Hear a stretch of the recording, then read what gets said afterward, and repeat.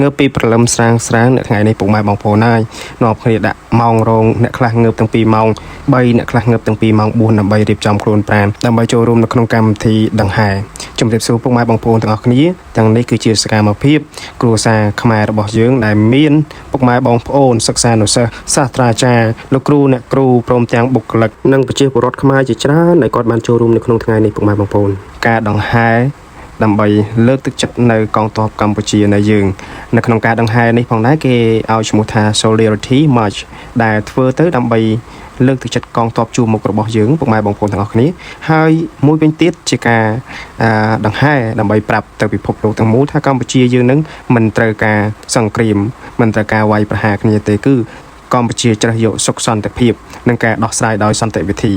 ដូច្នេះពុកម៉ែបងប្អូនឃើញសកម្មភាពទាំងនេះជួយ share និងចែករំលែកឲ្យពិភពលោកក៏ដូចជាប្រទេសជិតខាងរបស់យើងនឹងបានឃើញផងហើយសរសើរទឹកចិត្តពុកម៉ែបងប្អូនទាំងអស់គ្នាផងដែរពេលដែលខ្ញុំទៅចូលរួមនឹងគឺថាព្រឺសម្បូរមែនទែនដោយសារមានសិក្សានុសិស្សជាច្រើនហើយក៏ដូចជាលោកគ្រូអ្នកគ្រូ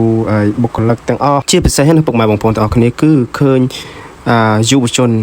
របស់យើង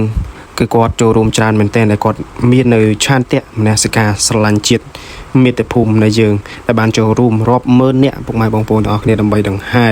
តាំងតែពីកោះពេជ្រមកណាពុកម៉ែបងប្អូនទាំងអស់គ្នារហូតមកដល់ពីមានឯករាជ្យយើងនេះហើយនៅក្នុងនោះផងដែរមានការច្រៀងចម្រៀងភ្លេងជាតិក៏ដូចជាមានការច្រៀងពងសាវតាផ្សេងជាច្រើននិងជាមានឃោសនាស័ព្ទផ្សេងជាច្រើន